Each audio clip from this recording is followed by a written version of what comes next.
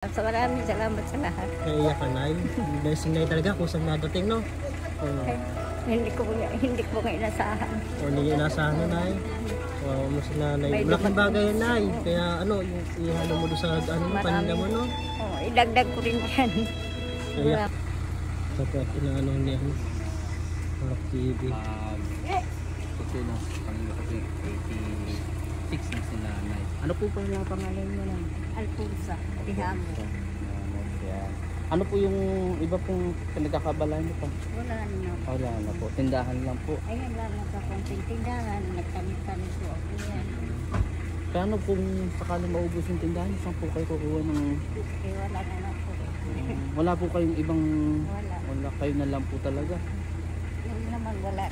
Kano ano niyo po si Nanay? Ito? Opo. Ay, kapitbahay po namin. Ay, si Nanay po kapitbahay niyo rin? Ay, ito anak ko. Ay, anak niyo po. Oo, kulang. Asan po ba yung anak niyo? Ha? Ay, yung asawa niyo po pala. Matagal na pong patay. Si Nanay po may ano, may... Wala na rin asawa yun. Ito anak ko, dalaga. Kulang at sa isip. Okay po. Ano po siya? Bali lang po ang anak niyo, Nay. Tatlo ang anak ko ay naroon sa pantay. May sakit Pamilya na. na. Pamilya na. Wala rin mga construction din. Bali, Nay, nagtatanim na lang kayo para may pang ano rin kayo pantustos araw-araw bukod sa kinikita niyo sa tindahan niyo. Wala rin. Buti na may bumibili na kayo lang, dalawang bahay lang po pala yung mga nakatira dito. Ayun, nagtatrabaho rin sa mga Dito po sa ano. Kaso na lamang kapag malakas ng sigarilyo, wala na akong ibibili. Bali, saan po, kayo na lang po namamalengke doon sa ano, bayan. Oo, diyan lamang sa ano. Yung po nung nagtatanim na nandun si Nanay ng ano, ng gulay, pandagdag doon sa kanyang munting tindahan. Ito po yung kanyang munting tindahan.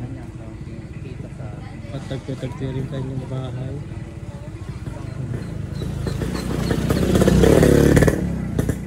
Bali, Ano pangalan po ni Ate Nay? Apo. Cecilio. nakakausap po siya. Nagkausap na. Ate Jocelyn, ilang taon na po kayo? Ay, hindi niya rin po alam yung ano niya. Bali, since birth po, yung pagkapanganak niya, ganyan na po siya. Ano, yung nagkasakit ako, naroon ako sa hospital, talagay nakasakit ko, yung iniwanan ko ay ano, yung stepmother ng asawa ko, yung nag-alaga siguro, pagpainom ng gamot, hindi. Bali na painom siya ng gamot po, kaya nagka-komplikasyon din po siya. Maliit pa yun. Kawawa naman si Ate Jocelyn. Bali, si Ate Jocelyn po, hindi na rin po nakapag-aral. Hindi. Gawa ng pinapaaral ko nung hindi ko sulatin ng 0-0, hindi marunong. Kabingi. Kawawa naman. Yan na, may konting handog si Ate Marilyn sa'yo. Kanya po, may konting handog si Ate Marilyn na saksakang bigas at grocery. Ay, malaking bagay po yung kailanganay at pang dagdag na rin po dito sa munting tindahan niya. Yan lang po yung kanyang pinagkakaabalahan. Konti lang din po ang tubo at konti lang din kasi yung kanyang puhunan. Kaya kakaawa rin po. Pinagtsatsagaan lang po para lang po may pangtawid sila sa araw-araw. At yung kanyang anak po pala special. Special pala yung anak ng nanay. Kawawa naman. Bali silang dalawa lang po pala dito. At si nanay po pala kapitbahay lang nila. No? Yan po yung kanilang ibigay natin na rin na bigas po tsaka grocery.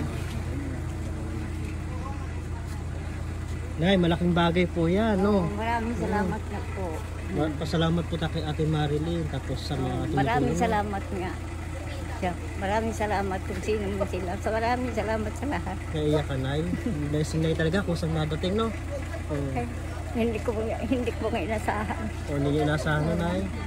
Mo si Nanay. Malaking bagay yan, Nay. Kaya ano, yung ihalo mo doon sa paninda mo, no? Idagdag ko rin yan. Naiyak na kay Nanay. Ito na yun. Ito po ay para sa inyo. Wow. Ay, tuwang tuwa si ate, oh. Ayan. Saka ito po. Ako na po magbubuhat. At medyo mabigat na na yan. Ayan po. Tuwang tuwa si ate Jocelyn, oh. Ate Jocelyn, masaya ka? Magkaroon ng munting tindahan para yan lang po talagang inaasahan niya, wala na pong iba. Salamat sa lahat. Thank you so much and God bless. Ingat po kayo lahat. Keep safe. Ayan na, napaiyak natin si Nanay Ate Marilyn. Hindi niya daw inaasahan yung blessing kaya naiyak siya. Maraming salamat sa inyong lahat. Deserve na kasi siyempre kailangan yun. Layo pala ng lugar nyo, no? Nagbukod sa pagtitinda pala, si Nanay nagtatanim para may pang araw-araw siyang pag ano. Kaya pa ng Kaya pa. katawan. Si Nanay 65, tama po ba? 86. 86, sorry. Bali si Ate Jocelyn ay nasa 50 plus na rin po ito o 40 plus. 44. Kaso nga hindi alam. Masaya ka Ate Jocelyn? Wow. Sabi mo nga, salamat Ate Marilyn. Maraming salamat. Wow. Salamat na po Ate Marilyn. Ang tuwang-tuwa si Nanay pati si... Ay! Nay, matanong ko po pala, ano po pangalan niyo pala? Alfonsa. Alfonsa.